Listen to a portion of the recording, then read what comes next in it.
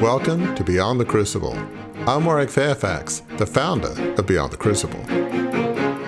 Standing at that payphone, she called the headquarters.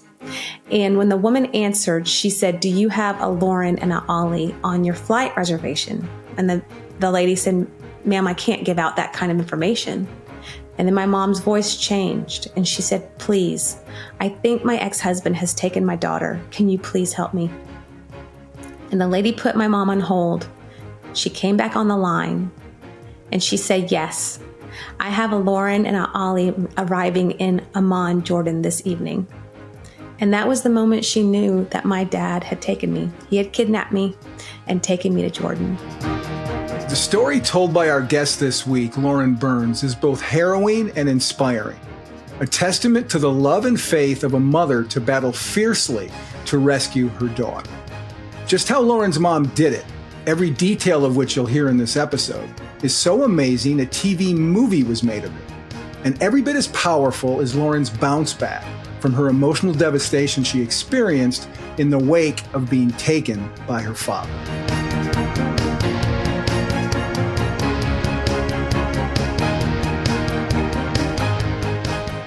Well, Lauren, it's so exciting to have you here.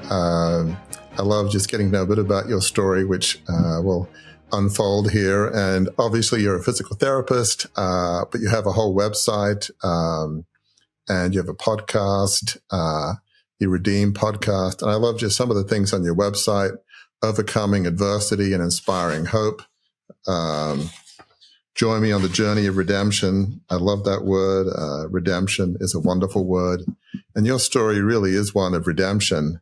So before we get to the crucible, let's talk about how you grew up, which in some ways it was challenging from day one. It wasn't a typical upbringing from, several weeks into your life. It wasn't normal, so to speak. So just tell us a bit about what life was like growing up, about your parents. And I think as we'll see, some of the seeds of the challenges that would unfold were there from the beginning. It just maybe it wasn't obvious. Right. Anyway, why don't you just unpack a bit about some of those early years and early memories?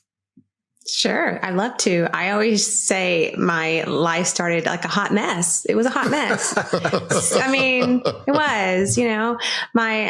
by the time I was 6 weeks old, my mom was filing for the divorce. Like who wants to do that?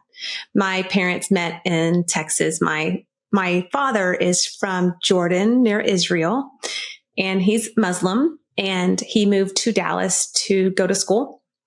My mom is a Christian from Florida, so maybe the red flags are already going off. Like this isn't going to work out, And they were both working at the same restaurant. She was waiting tables. He was a cook, and they fell in love. When you're like 19, 20, you're not thinking about all the things of the future. So 4 years into their marriage, my mom became pregnant with me, and all of a sudden, my father told my mom that he had to go to Jordan because his father was sick. And my mom didn't think anything of it. She's like, "Okay, go to Jordan, take care of your dad." And weeks turned into 3 months, and he was gone for 3 months. So I was my mom's first child. And there she was in her young 20s. Her closest friends were the only people that were with her. She didn't have family with her in Texas. And she thought she had been abandoned. And I actually came 6 weeks early because of all the stress that my mom was going through. My father came back right before I was born, and he looked very different.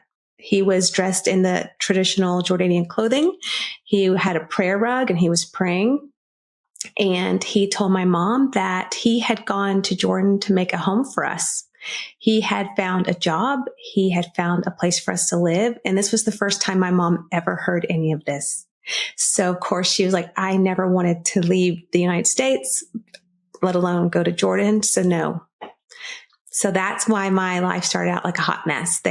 My mom started filing for divorce, and the papers were done by the time I was about 6 weeks old. It almost seems like as you're talking, when he went to Jordan for 3 months, it seems like there was a bit of a change. He went from more of a Western style clothing to, it would certainly seem like he got more serious about his Muslim faith. Or in hindsight, does that seem like something changed in your dad when he went back to Jordan? My belief is that all of a sudden he was about to be a father. And, Right. when you're about to be a parent, I could even use myself as an example. When I got married and had my first child, I was like, I got to get back into church. Like, I need to not stop flip flopping around, and I need to get back into my Bible study and be consistent because I've got a responsibility. I believe that was what was going on with my dad. It's like all of a sudden he's like, oh, I got to get myself together and go back to my roots. And this is the way I'm supposed to raise my daughter. And I need to bring my wife along. I can't speak for him, but it was a drastic change, so much so that my mom was in love with my dad. They had a good marriage, and then everything changed in the blink of an eye. And my mom knew enough about her faith, and she went back to her roots, because that's what we do. We dive in deep when we are need to hit our knees in prayer, right? It's like, God, what's happening? I need you. And that's what happened. And so it drew my mom closer to God. And my mom and we started our life as a kid of divorce, going between two homes, two totally different homes, but I was well loved in both homes. But it's interesting that your mom, how old was she when she had you? She was about 24 years old. Okay. 23, 24. Yeah. I mean, young, but not too young. Right. But what's interesting is, I understand it, she was no pushover. Because from what I understand, your dad, he had views about your name and other things and where you would live. So just talk about how your mom handled it, because she wasn't like this, oh, whatever you say, honey, and let's go. So which I find admirable, because not all women in that situation would have stood up the way she did. So just talk about how your mom stood up that had an impact right from birth. I'm glad you said that, because God knows what we're going to go through way before we do. He knows the kind of mom you need, the kind of father you need. He knows the friendships that you need. And God gave me a very brave, strong-willed woman of faith, is my mom. And yes, when my dad came back, she could have been fearful, like you said, and just gone along with it. But instead, she was mad that he had left her, all those emotions that were going on. And she stood up and she's like, no, I'm not going to let you. I want Lauren to have an American name. He wanted me to have an Arabic name. He was pinning little charms on me that was all in Arabic, and in the gold bracelets and necklaces and things like that. And so from the beginning, it was like a spiritual warfare over my life, honestly. And my mom never gave up. So she was always been a businesswoman, very successful. And she started a journey on us living. We moved out, and she lived with a woman by the name of Joyce. She became my Aunt Joyce. And she was actually working with Beverly and Rick Lambert, or Miranda Lambert's parents, the country singer-songwriter Miranda Lambert. And my mom was actually working with Miranda's grandmother at an apartment complex. And Miranda's grandmother, they all knew what was going on, that my mom was a young mother with an infant trying to figure out how to pay for diapers and formula. And so Wanda said, hey, Kathy, I know this woman that lives in the apartments as well. And she's a single woman, doesn't have a child, but she loves children. I want to introduce you. And we ended up living with her. My Aunt Joyce stepped in and helped raise me. And she was a part of my life until she passed away. And she was like a second mother to me. And again, God was providing all these people to come alongside and help raise me and prepare for what we were going to be going through in the years to come. But what's interesting to me is, as I understand the story, obviously, Mom stood up to your dad and said, no, we want to stay here. She probably took you to church and, probably things like that, I'm assuming, and, gave you the name she wanted, Lauren. But it wasn't like it was so bad. Like, it's not like you didn't have any relationship with your dad and he remarried. So talk a bit about the pre-major crucible. Life didn't seem to be, it was challenging, but it didn't seem to be terrible from a kid's point of view, right? Because you didn't know all the backstory. So talk a bit about going from mom to your dad and, just your dad's new family. So talk about how all that worked out. That is all I knew. That's all I knew was a life of two different homes. And my parents got along really well. I didn't see, like you said, I didn't see the details of the strife. I saw all the good. Anytime I wanted to go see my dad, I could. I saw him every other weekend. My mother had full custody of me, but she wanted me to have a relationship with my dad. He was loving and kind, and he was a good father. I call him the Disney dad. We would go to the movies on the weekends and go do all the fun things. He remarried to a woman. Her family's from the Middle East, but was raised in the United States. And so they had children. So I got to be a big sister. So every other weekend I get to go hang out with my little brother and little sister. It was a different feel because they had a bigger family. And then the other weekends, it was just my mom and I. We would do our chores together, get the apartment cleaned up, go do the fun things with the two of us. So I had a great bond because my mom and I it was just the two of us. So we were like best friends. And then I go experience my dad's house with their family and their traditions. And so I just went back and forth between two different places. When my dad took me to the mosque, I thought at that young of an age, I was praying to Jesus in a different language. I didn't know. I didn't grasp the difference. So life was good. And it's all I knew. I didn't know anything else but that. This is really probably the biggest crucible. From what I understand, it was a Halloween weekend and you were looking forward to trick-or-treating. And I think you went as a cheerleader, I think you said, and which is obviously for, a young girl is going to be pretty exciting, right? Mm-hmm. So talk a bit about what you thought this is going to be a really special Halloween, but it was a bit different than you had expected. So talk about that story and what unfolded. Yes, I was very excited. My dad had asked my mom if I could spend an extra night so I could go trick-or-treating with him and my siblings. And my mom said, of course, yes, no problem. Just make sure that I got to school that Monday. Usually he would take me back home on Sunday.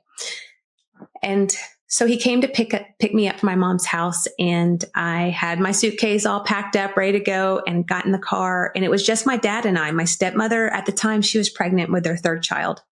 And so she was not with us. My siblings were not with us. And my dad just turned and looked at me and said, I have a big surprise for you. And I was like, yes, we're going to go trick-or-treating. And he said, no, actually, we are going to the airport. I'm taking you on a big trip to go to Jordan to meet your family. Well, I began to ask all the questions. I was like, my mom never told me anything about going to Jordan. She said you were taking me to school on Monday. I have my backpack. Are you sure she knows about this? Where's my siblings? Where's my stepmom? My father told me that my stepmother could not travel because she was pregnant. Well, I didn't know that wasn't true. All those years, I thought that if you're pregnant, you can't travel. You're going to lose the baby. I didn't know. And he just kept saying, my mom didn't want to ruin the surprise. She knows it's okay, Lauren. Don't worry. You'll see. You're going to be excited. This is going to be a big adventure. And he just continued to drive towards the airport. And my father and I got on an airplane. And that same day, I know that the Holy Spirit was already working in my mom's life, even though she didn't know what was about to happen. Like I said, my mom was a single mom, and it's really hard to stop your day, whether you're a single mom or working mom or whatever. It's hard to stop your day and go have lunch with your child. It was very out of the ordinary for my mom. She never did that kind of thing. But that Monday, she went to go have lunch with me at my elementary school.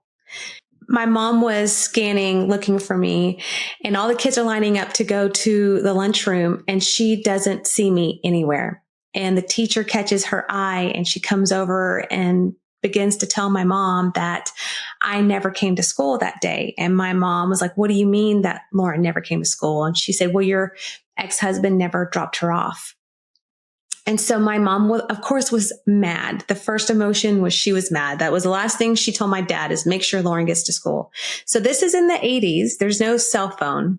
She goes over to the payphone and she dials my dad's house, and the phone rings and rings and nobody answers.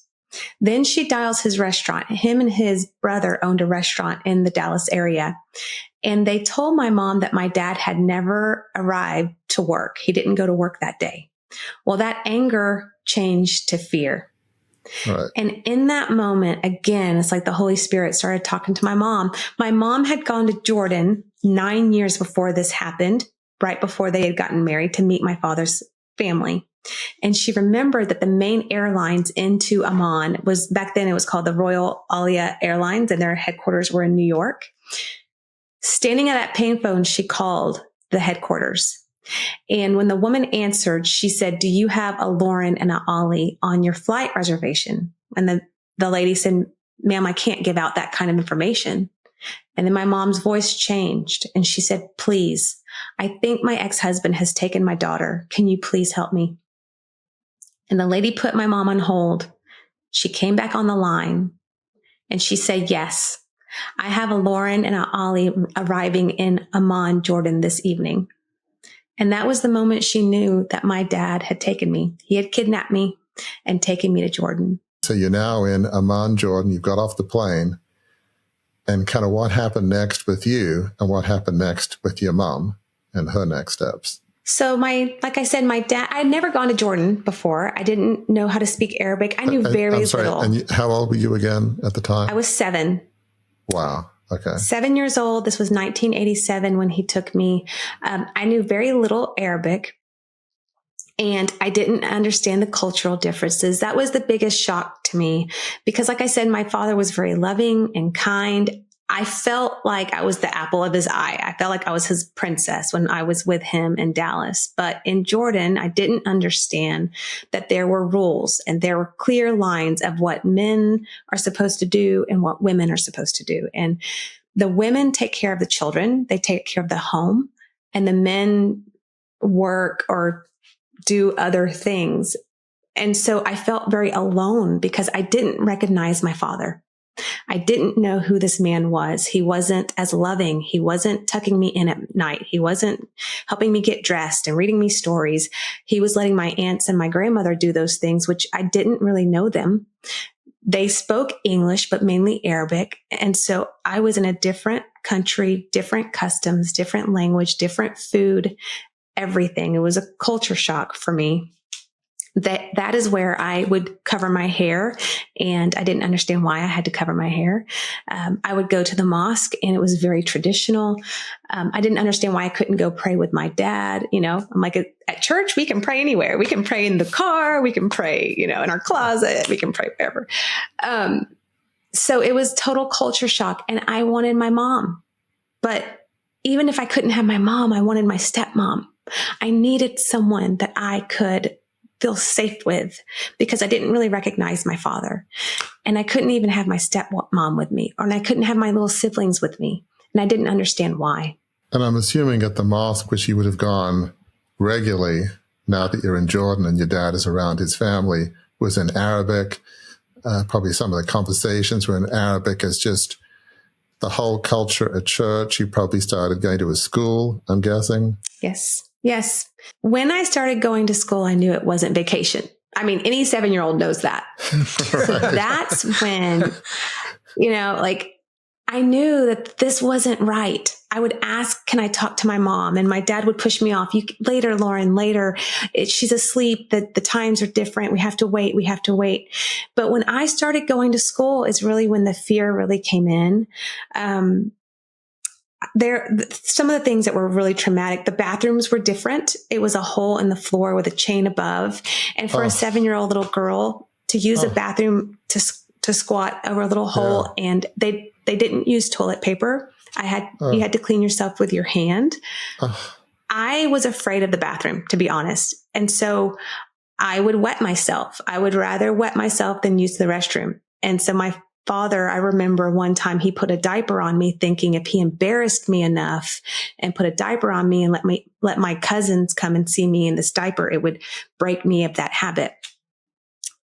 I was just going through a lot of emotions, and I didn't understand why. And I didn't know if I'd ever see my mom again at that point. I'm assuming, was this a religious school that you were going to? I mean, like a Muslim school? I found that out after I started researching my own story. I didn't know this until I listened. I have cassette tape recordings of my mom calling my dad, which are very hard to listen to. My 14-year-old one day heard me listening to all these cassette tapes, and he said, "Mom, that's too hard for me to listen to. I can't hear Mimi." Mimi's my mom. "I can't hear Mimi cry like that." because she was calling every day, begging to talk to me, begging to talk to my dad. And all they would say in Arabic is, Ollie's not here. Lauren's not here. It was very broken English, mainly Arabic. Right. But because of those cassette tapes, I found out, yes, I was going to a private school. I would wear uniforms. I would ride the bus. And yes, everything was in Arabic. I was going to the mosque. We would be called to prayer. That sound of being called to prayer, that triggers memories for me. There's different smells. The food was amazing, by the way. Everything's very fresh. The hummus, the pita bread, all of the family always cooking in the kitchen. Those are good memories. But that sense of smell, it sparks those feelings and it sparks those memories whenever I am in that kind of a situation. So you were called to prayer several times a day at school, and yes.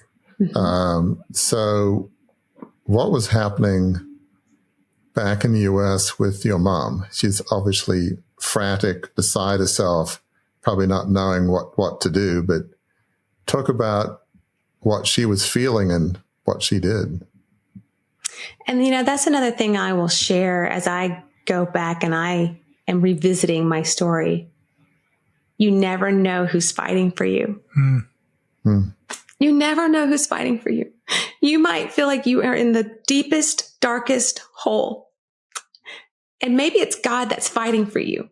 In the midst of that darkness, there is a war going on. There are people fighting for you. There's a war in the heavenlies. And that's what was going on for me when I was in Jordan, and I had no clue.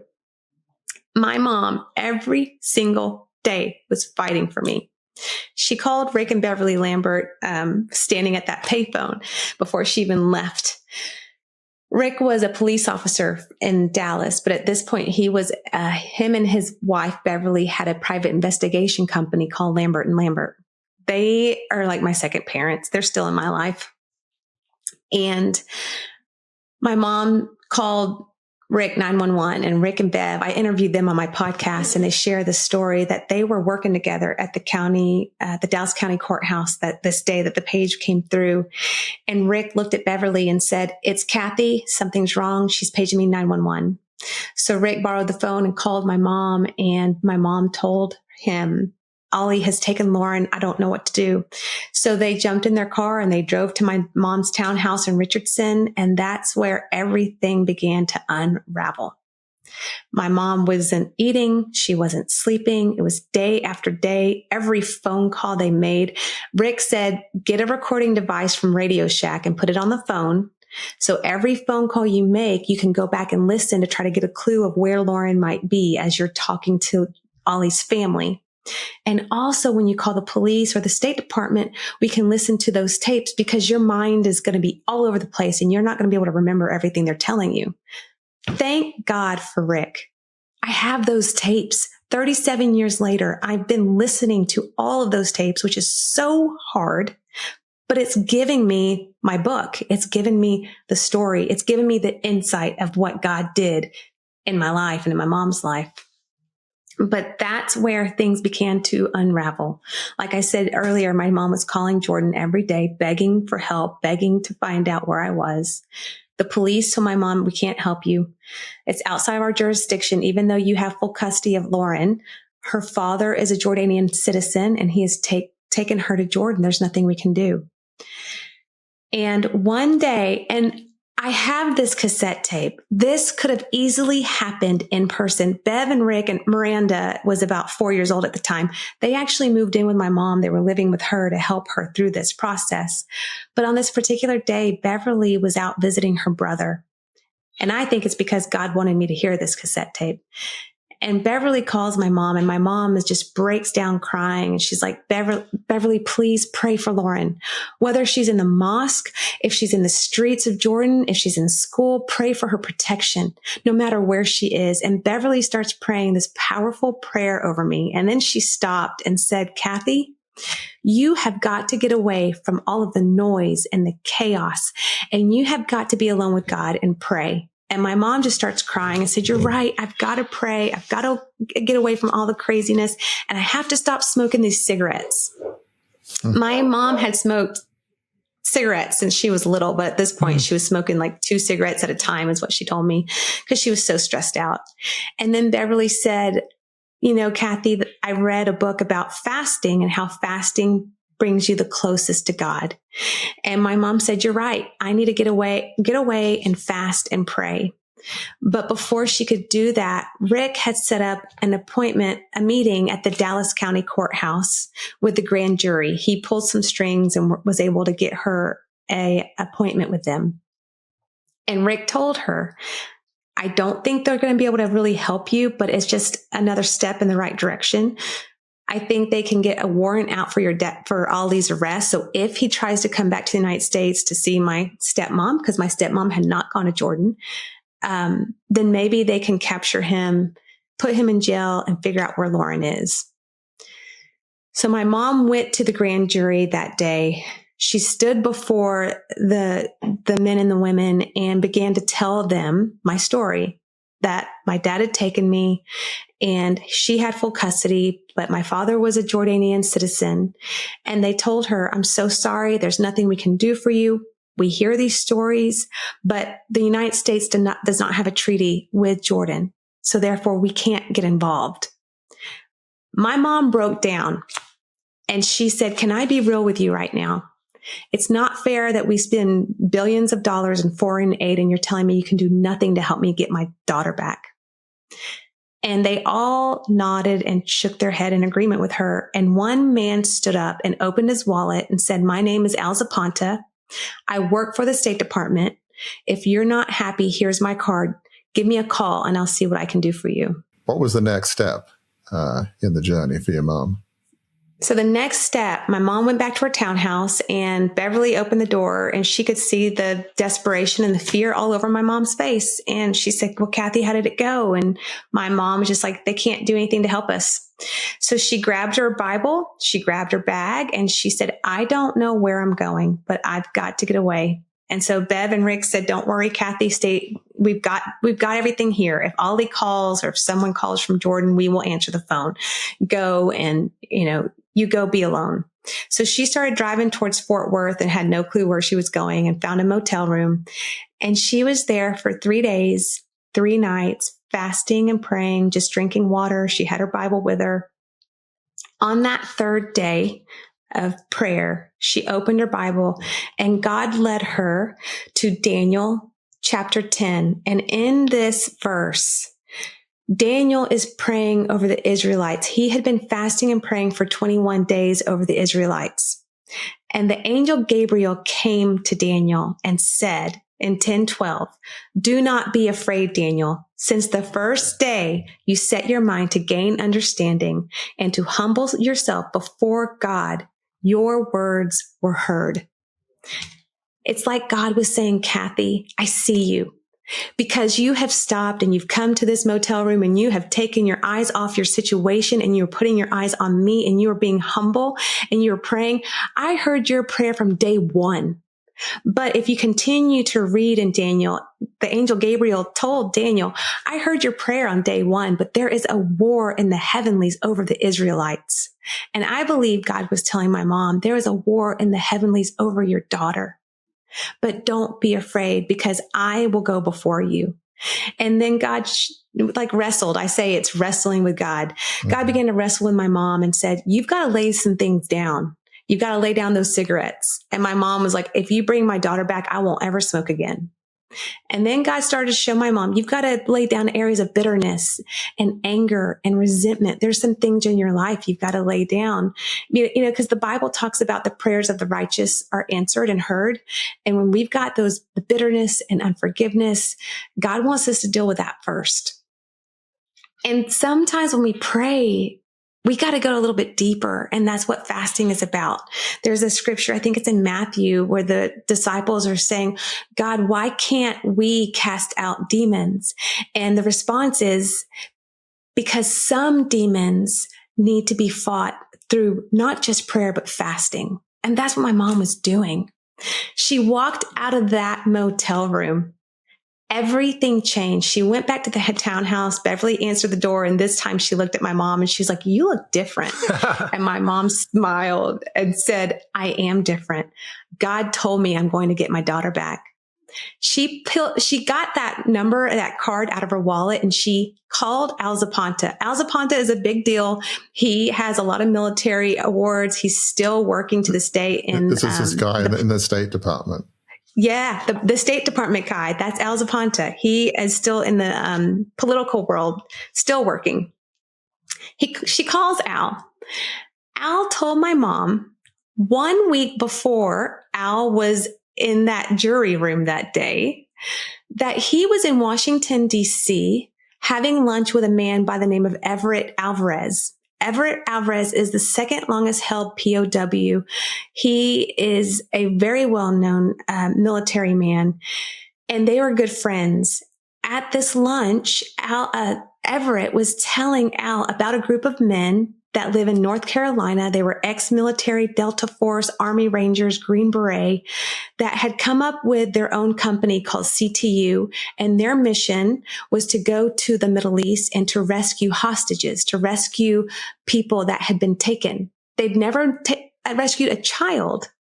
But my mom was like, what? And so I want to back up and repeat this.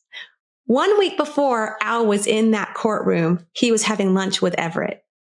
God was ordaining every step before my mom ever walked in that room. But how would she have ever known that?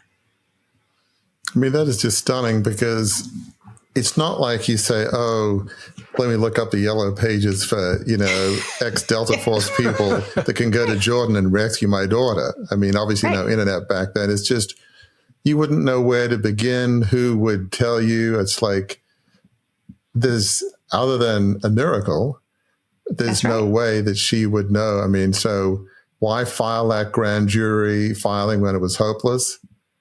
There was a purpose. There's no way your mom could possibly know. If she hadn't filed that grand jury, she would never have met this guy in the State Department. It never would have happened. But, I mean, that is just stunning. So now she gets connected with the State Department guy with this group in North Carolina of ex-military people who were formed precisely to do what your mom so desperately needs. I mean, what was her reaction when she heard Al say, I've got this group of ex-Delta Force and Army Rangers, and they do what we need done here? I mean, what was her reaction when she heard that? She'd already gone to Soldier of Fortune magazine, and she was looking at the very back pages, looking for mercenaries. That's where she was. Wow. Rick Lambert was already trying to figure out how to put together a mission on his own to go over there. And that's how desperate they were. My mom said, I don't care who I need to hire. And so that was their mindset. And so my mom said, I've got to meet these men. She had already made folders. My father had, 12 siblings. She had typed up all of their names, what they looked like, what they did for work, all of their children. She had maps of Jordan. She had drawn by memory what his house looked like. She had every single detail. And so Al was like, hold on, Kathy. They've never rescued a child. They do not work for the United States anymore. It's going to cost a lot of money. And if they get captured, they're risking their life, And my mom said, I want to meet these men. I have to meet these men. And so she flew Dawn and Dave into Dallas, and they met. My mom showed up with all those folders, everything she had prepared, and they were blown away with her. They were blown away with how committed she was, how prepared she was. And they looked at her and they said the same thing. They said, we've never tried to rescue a child. We cannot guarantee her safety or your safety, and it's going to cost a lot of money. And my mom said, I will figure all of that out if you're willing to do this. So kind of what happened next, I'm just amazed that they even came and listened, and they could have been very practical, saying, yeah, it's risky for us. We may not get paid. We feel very sorry for Kathy, but gee, we can't help. Right. But yet they didn't say that. I mean, what happened and why? Because it's a stunning aspect of the story. When I talked to Dave, Dave is 80, 85, somewhere in there. And he said, Lauren, I've never met a woman like your mom before. You can't say no to your mom. And she just had something about her. And we had to say yes. And he said, Don and I talked it over for maybe an hour, maybe 2 hours. And both of us were like, we're in. We have to do this. We have to save this little girl. And they're fathers. They have their own families. And that's all they could think of. If this was my kid, I would do anything. And that's where my mom was. And they knew that my mom was going to try to do whatever she could on her own anyways. And so they actually, it cost my mom $80,000, but it should have cost more. They didn't make any money really off of that rescue mission. It cost them every dime to try to get me back. And so that's where everything began. In that hotel meeting, that meeting room, they said yes. My mom's job was to go to Washington, D.C. and try to get passports for me, because the problem was back then, my father had an active passport for me already being used. And my mom had to get another passport, which was difficult to do, and visas and entry stamps, border passes, all of that. So she went to Washington to get the paperwork that the men would need. And she was trying to call Jordan every day, trying to act like everything was normal, keep a normal profile. And the men were teaching, my mom up what to say on the phone to try to figure out and get hints of, was I in school? You asked me about private school. So Dave was like, start asking questions. Is Lauren in school? What kind of school? That way they could try to narrow down where to try to find me. And Dave was the first one into Jordan. His job was the intel, was to try to figure out an escape route, to try to lay eyes on me to make sure I was actually in Jordan, because they thought I could have been in Lebanon, and to try to find my father's home. So how did they find you and rescue you? I really think, going back and looking at my story, I think God, honestly, we know that we serve a jealous God. And I think he's like, I want everybody to know that nothing happened until I showed up, until God showed up. And so JD was explaining to me, he's like, Lauren, we were everywhere. I was in the ruins. My mom had given them photos of when she was there. So they went back to all those areas of where the photos were taken, trying to search for my father's home. And they were all in disguise. They were changing out the rental cars every day. Jerash was a small town. My dad had a big family. And so they were very cautious. They did not want to be recognized. And the longer they were in country, the more risk of being recognized. And so days of doing this, Dawn and JD were on the streets, and JD just starts praying. He's like, okay, God, I've done everything I know how to do in my expertise and my experience. You're going to have to help us find this kid. They had pictures of me. I have olive complexion skin and dark hair, but I have bright bluish green eyes. I have my mom's eyes. And so that was that distinguishing feature. And a few moments after JD is praying, he's on the street and Dawn's a couple feet away from him, and a school bus pulled up right where JD was standing. And he turned and looked through that window, and there I sat. I turned my head and I was staring right at him. Now, I don't remember this because I didn't know what was going on, but JD did. He was staring right at me. And he ran over to Dawn and shook him by the shoulders and said, I saw Lauren. She's on the bus. And Dawn was like, how do you know? What do you mean? Why are you, so excited? And JD was like, I saw her eyes. I know it's her. And the bus had already driven off. And so they tried to follow it, but the streets were really windy and tight and narrow and crowded. But that was the first moment that they actually knew I was in Jordan. I was in Jerash. So they phoned Dave, and then Dave called my mom, who was in Cyprus waiting for the call, that yes, they had spotted me and I was there. But they needed my mom's help to find my father's home because they could not find it.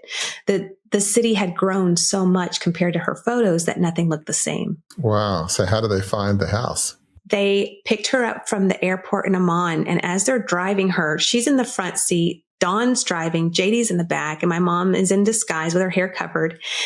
And this fear just overcomes her. And she was like, nothing looked the same. The dirt roads were paved. The little buildings were now big. I guess they build one on top of the other, like bigger and bigger buildings. Yeah, so nothing looked familiar. So she got down in the floorboard of that front seat and she buried her head down and she started crying and praying out loud. She's like, I didn't care if these guys thought I was crazy. And she just started praying and said, God, you've got to show me where Lauren is. You haven't brought us this far to not find her. And it's like the Holy Spirit, with her never opening her eyes, began to remind her of the different turns in the road. And as the engine of the car started to strain going up and down the hills, she began to tell Dawn, go straight, turn left, go right. And then all of a sudden she looked out her window and she saw my dad's white Mazda with Texas license plates sitting on the street. And she froze. And finally, she said, Dawn, I saw Ollie's car. And so Dawn said, okay, Kathy, hide your face. I'm going to turn back around. So he turned the car back around. And as he turned the car back to go past that building, my dad had stepped out from the building and Dawn spotted him. And so that's how they found the home. Again, it wasn't until my mom started praying in that car. Okay, so they found the house. Then what happened? So they found the house. So then the next thing was to put together the mission of what to do. So they realized the house was in a crowded area. There was a police station not far from the house. And so they decided it would not be safe to try to get me out of the house. And they started to watch the school bus. And as they started watching the school bus and the route, there was one little farmhouse on the outskirts of town and they figured that would be the safest place to get me because it was away from the crowds. It was away from the police. So that was the plan. So the day of the mission, Dave was in one car. He was in a white car. And then the other car was with Dawn and JD and my mom. They needed my mom with them. So that way I wouldn't be as scared to go with them. So my mom did this rescue mission with the men. They were all dressed in disguise. Dave's job was to make sure I actually got on the school bus that day. They don't want to hijack the bus. And for some reason, I didn't even go to school. So Dave's watching the bus. He sees me get on. He drives over to where Dawn is waiting. And he says, the mission is a go. The sun is shining. And as soon as the school bus passed Dawn went behind the bus and blocked it. So that way the bus could not get out as the kids are getting on the bus from the farmhouse. Dawn gets out and he goes to the driver's side and he's making a big commotion, speaking in English, hoping to distract the bus driver. And JD goes around to the passenger side. It's like those accordion style bus doors and he's breaking through those doors. He gets the keys out of the ignition and he throws the keys into some bushes, hoping that they will go looking in the bushes for the keys instead of going straight to the police. While this is going on, my mom goes and she's in disguise and she walks over to my window. She spotted me and she taps on the window to get my attention. And I turn and there's a lot that I don't remember from this rescue because again, I went in shock. But I'll never forget the day I saw my mom for the first time. It had been 3 months since I'd seen my mom. And I looked at her and, she's in disguise, but I see her bright blue eyes looking at me. And all I could think was, it looks just like my mom, but how can it be? She's in Texas. All I could think of is, I'm dreaming. This isn't happening. And so I froze. My mom's motioning to me, but I froze. So my mom had to get on the bus and she pushes past Dawn and JD and gets me and gets my backpack because that's like the instinct of a mom to get your backpack. Sure. And she's getting me off that bus. And as we step down onto the ground, there's a lady chaperone and the lady chaperone, they don't know what's going on. So she jumps on my mom's back.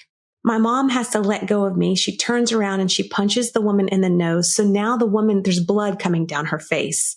So now I'm really shocked. Like, is this my mom? Who is this person? And so Don sees what's happening. He comes around and he helps get me in the car. And Don and JD and my mom, we all get in the car and they hide me under some blankets and we drive off. And a couple blocks down the road, Dave meets us and we switch cars.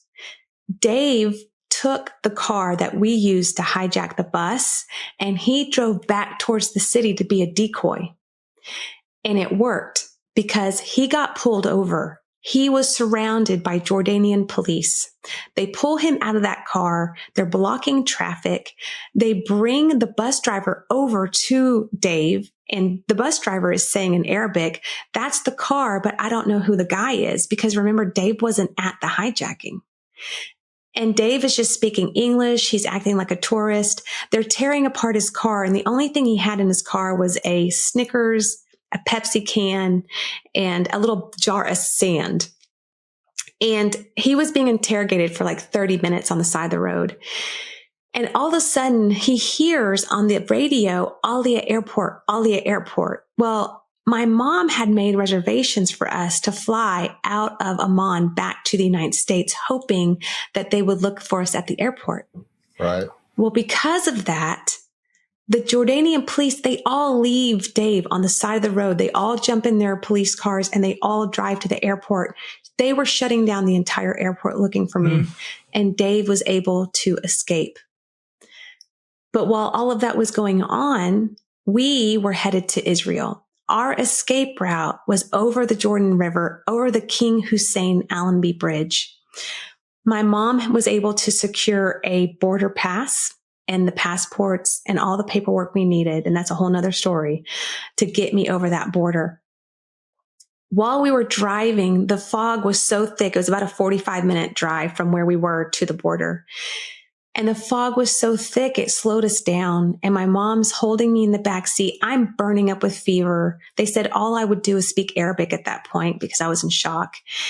And my mom was just praying over me. And she looked out the window and she said, "What is that bright light in the distance?" And Dawn said, "Well, Kathy, that's Israel. The sun is shining over Israel." It was just like, again, God's like, "Kathy, I'm with you. I am not going to leave you. You are going to be okay." So we get to the border, and back then you couldn't drive over the border. You had to leave your car.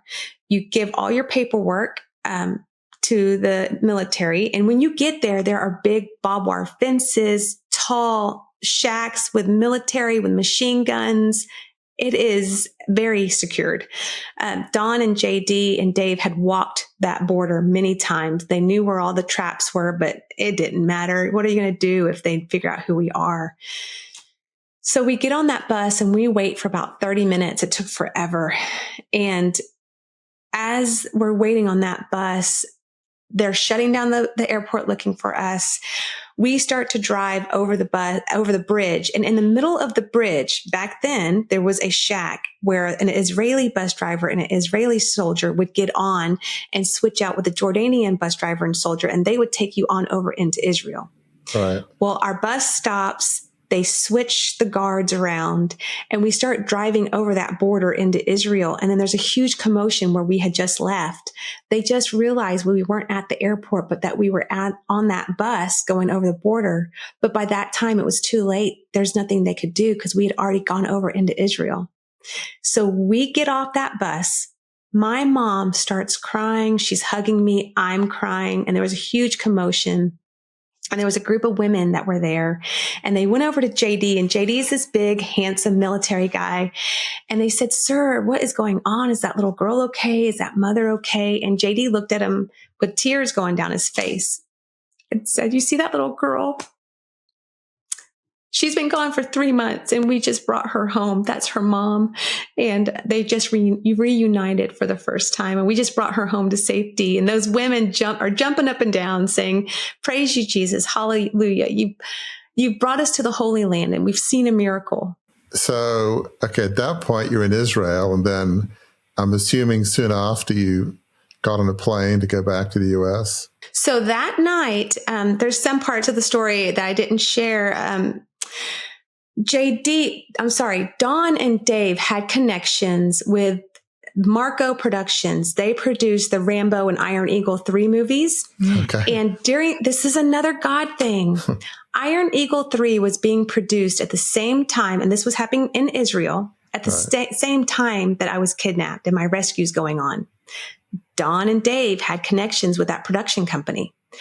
Louis Gossett Jr., who's in Iron Eagle 3, was there producing this movie.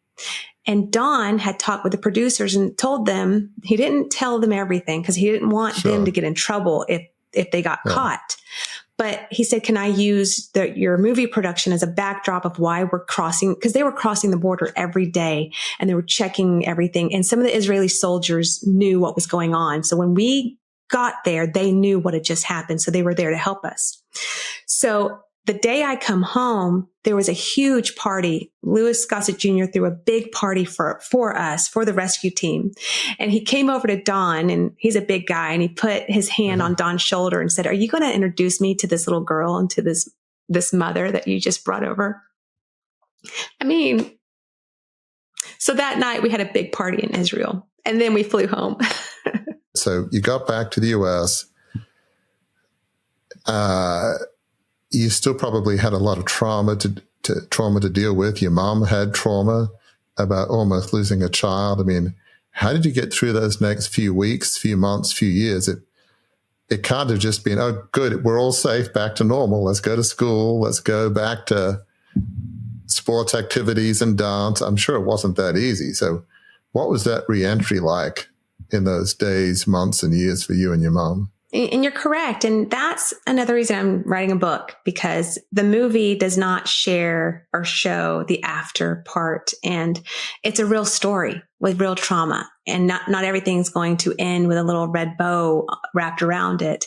I had to deal with a lot of wounds, father wounds of anger and hurt and unforgiveness. And growing up without a dad, we had to change our last name. We lived in hiding. By the time I was in high school, I think we moved like 14 times. My mom spent $80,000 to get me back. And so she started over from scratch. We moved in with my grandmother in Florida so that my mom could get back on her feet. We had nothing.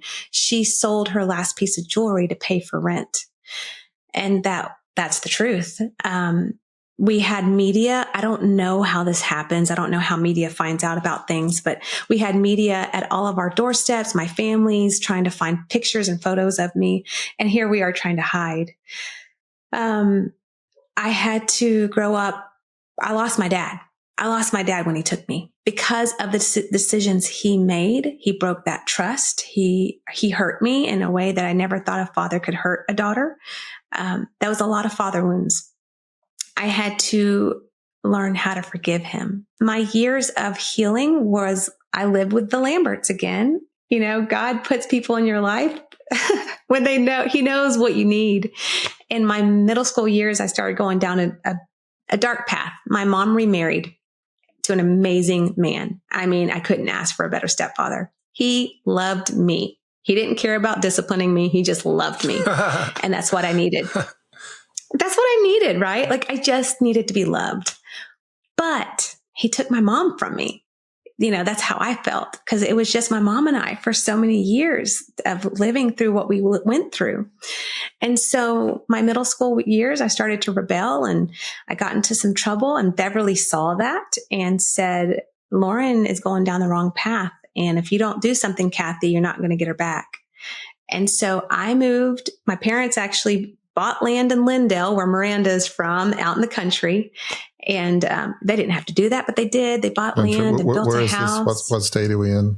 In Texas. We're still in Texas. It's in the country. Got it. Yeah. Home of Miranda Lambert. Okay. But we built a house. And during that time of building a house, I actually lived with the Lamberts. And if you listen to Miranda Lambert, if you know country music, she has a song. It's a very well-known song called The House That Built Me. I lived in that house. That is where my healing began. Beverly was a life group leader in church. Miranda sang in the church, and Rick, her dad, played guitar. My mom sang. They all sang in the praise team. In life group, it's small groups that you meet in people's homes. I was 15 years old, 15, 16, in a group with my own peers. And I began to share all those father wounds, all that hurt. I began to share with my best friend, my beautiful blonde haired cheerleader friend that had the perfect family. I was like, I love you, but I am so jealous of you. You have both your parents. You live in the picture perfect family. I want what you have. And I'm jealous, deeply jealous of you, envious of you. And I began to peeling those layers like an onion, and God began to heal me. And as I began to share my wounds, all my peers sat and cried with me and prayed with me. And then they began sharing all of their own personal wounds. And so that's where my healing began. Yeah. You mentioned earlier the importance of your mom having to lay some things down, right? Earlier in the story, she had to lay down cigarettes. She had to lay down some of her resentments. You just indicated you had to lay down, you had to lean into forgiveness for your father. Were there other things that you, over the course of time, to help you heal, that you had to lay down? I mean, you had to believe some things for sure, but were there other things that you had to lay down? Because that's a traumatic, I mean, I want to make sure people caught the entire time that you were in Jordan was 3 months. This was not something, I mean, this was intense. This was quick. It was intense. And it probably felt like a lot longer than that. But did you have to lay things down? Are you still finding yourself in a position where you have to sort of do that? I mean, how is that stuck with you those 3 months? I kept thinking my dad was going to have the magic answer, because I did talk to him over the years. I wrote letters. We had phone calls. I actually saw him in person. I kept thinking he was going to have this magic answer of why he took me and it would make me feel better. Guess what? That didn't happen. Only God could heal that broken area. Only God could give me those answers. And so I had to know how to forgive him. So talk about your life now, just as we kind of round our time here. From what I understand, you have a wonderful husband and 2 incredible boys. So, and you're obviously a physical therapist, and you're writing this book and have a podcast. It would seem like, life could always be better, but it doesn't seem like it's that bad. It seems like it's pretty good right now. I mean, does it feel like, at least compared to before, this probably does feel like Disney World? I'm sure there are days in which, you pull your hair out with your boys and, taking them here and there, and it's a life of frenzy. But talk about your life now and how you look at life and your faith and husband and kids. What's life like for Lauren today? Life is good. And, I've gone through a lot of other hard things. I think when you live life long enough, you're going to go through hard things. And that happened at such a young age that, hey, I've got time for more hard stuff. Right. So yes, I mean, I went through a hard time when I lost my stepfather, and we went through another traumatic event a couple years back in my family. So I don't want to, I always want to be very authentic, but it is good. And God has brought me to a place, people will say, Lauren, why are you sharing your story now? Because I wasn't ready to share. I wasn't in a place where I can share the way God wants me to share. 3 years ago, 4 years ago, God has brought me to a place of healing.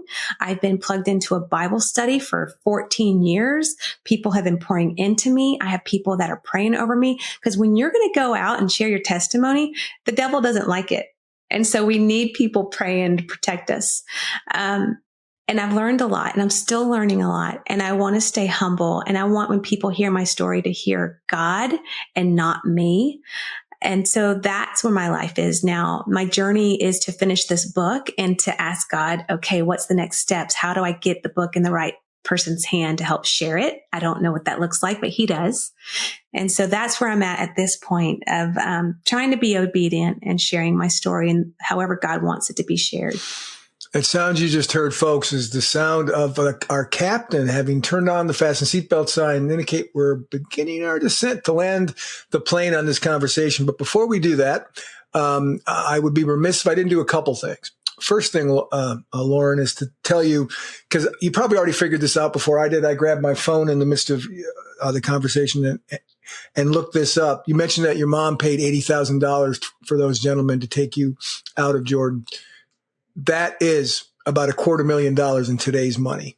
Just so you know, that's because it's easy to look back on that for me and go, hey, 80,000, okay, that's $250,000 in today's money. That's a big commitment that your mother made and that's just one of the commitments that she made. So that is just part of the beauty of your story. And the second thing that I want to that I want to make sure that I do is give you the chance where people can find your podcast and find out more about you online. Where can they go to do that? Thank you. The name is Redeem Podcast. It's on Apple, Spotify, YouTube. You can find me on Facebook and Instagram, Lauren Burns or Lauren Burns Redeemed. And then my website is laurenburns.net. I would love for you to reach out. Any questions and follow me. I post scripture verses and I try to do inspiring clips and interview people with amazing testimonies. Speaking of people with amazing testimonies, Warwick, you have one, and I'll let you ask the last question or two. Yeah, a couple of questions. I guess the first would be, as you're thinking and praying about your podcast, Redeemed, which, again, I love the title in your book, what is your prayer? What is your desire for how God would use your book and your podcast and what you're doing?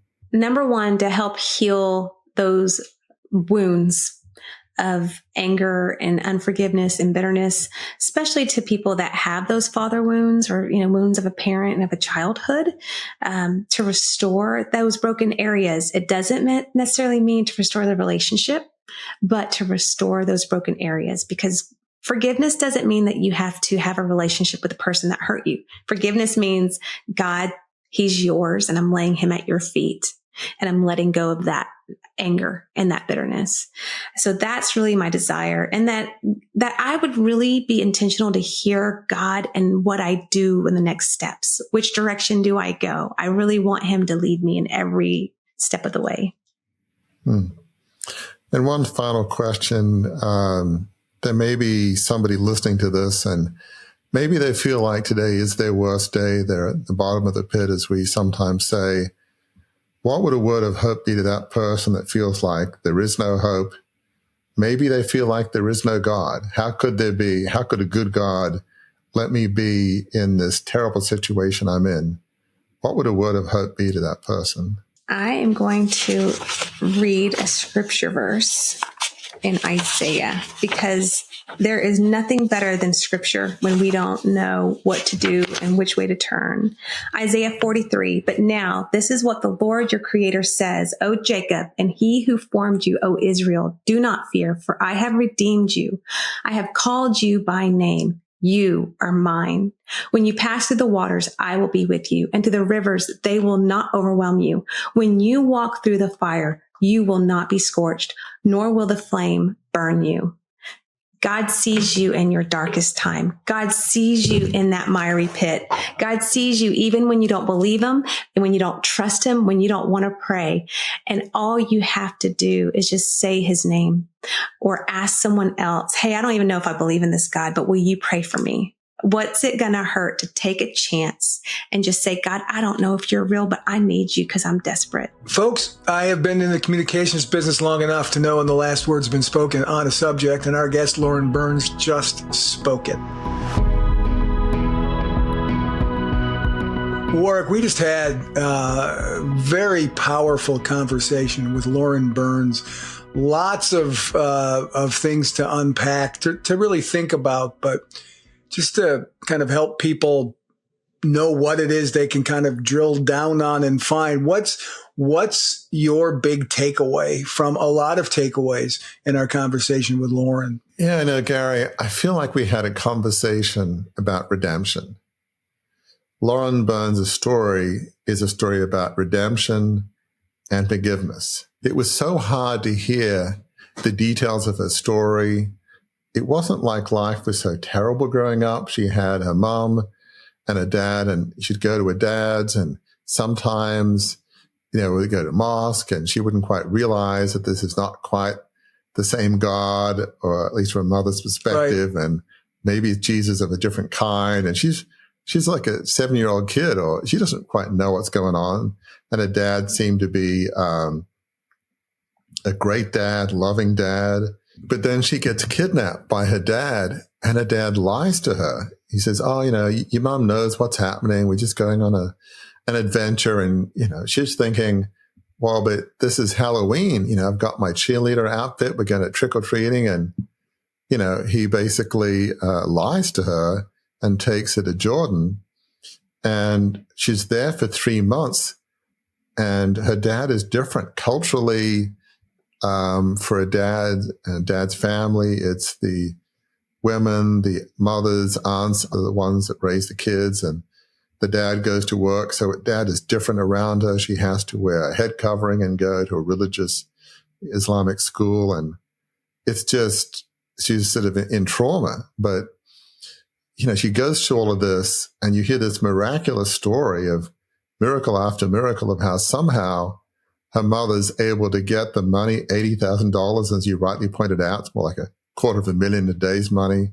Right. Somehow her mother's able to connect with these Rangers and, special forces types in North Carolina who find a way to rescue her. I mean, it's just miraculous. So the whole story of how she's rescued is incredible. But I think to me, the biggest story, as incredible as that is, and she talks about this in the podcast, of how she was able to forgive her father. As she mentioned, her father never said, "I'm sorry for what I did," never acknowledged that what he did was kidnapping his daughter was wrong, without her, mother's permission at all. We all want, when we've been wrong, somebody to say, "I'm so sorry, what I did was wrong."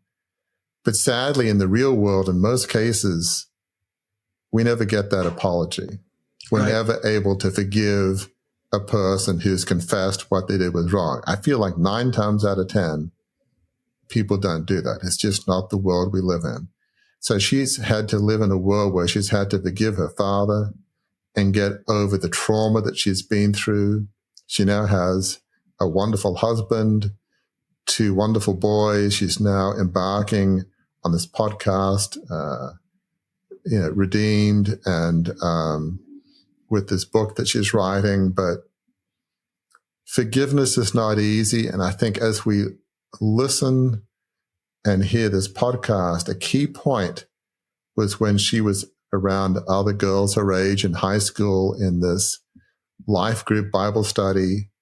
And she started, I'm sure, weeping, talking about the trauma that she's been through. And the other girls talked about some of their experiences. And as we say, it's not a competition to see who's had the worst day, the worst experience. But she felt like even the girls, she felt like they were pretty and fun with a perfect family. And she's like, well, they have challenges also. It's like she felt seen and heard, and that was pivotal. And her beginning the steps to overcome what she's gone through. I think over time, she's learned how to forgive. Her story is a life of redemption, but how you get over, that kind of pain and that kind of anger and bitterness when something horrific like that has been done to you, it's hard to imagine, but she's found a way. And if you don't get over that kind of trauma, or at least if you don't find a way to forgive, as we often say, it's like drinking poison.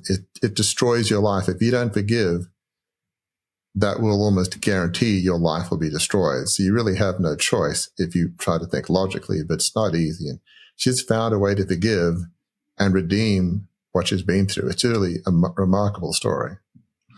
This doesn't happen often. In fact, I don't know that it's happened ever.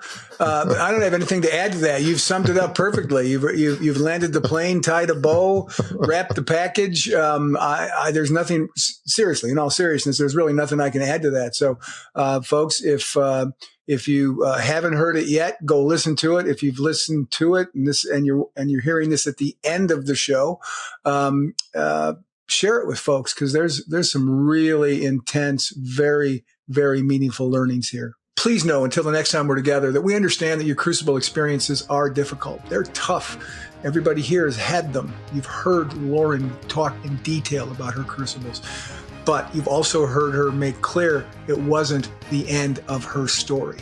In fact, for all of us, if we learn the lessons of our crucibles and we take those lessons forward, where we end up getting is to the best destination we can possibly get to, and that is a life of significance.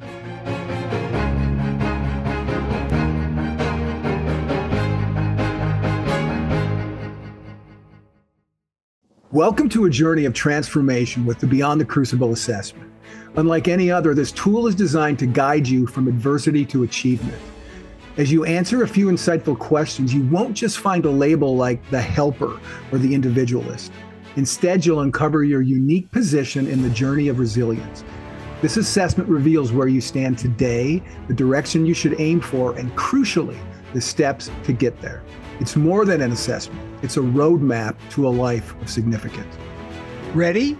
Visit beyondthecrucible.com.